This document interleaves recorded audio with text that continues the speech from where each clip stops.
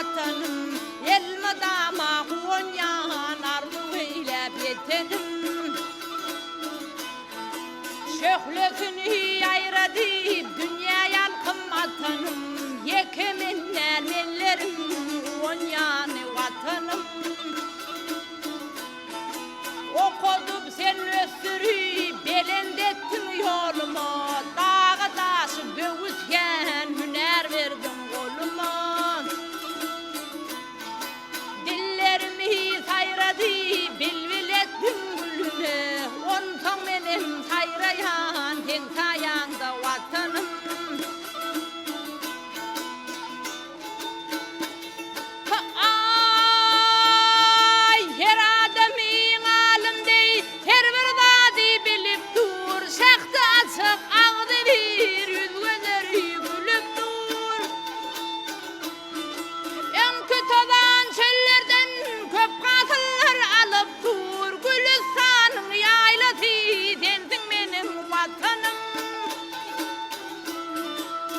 Polattan tutadır demir kala berkimiz, yere yetiriyen altı yarlı erkimiz.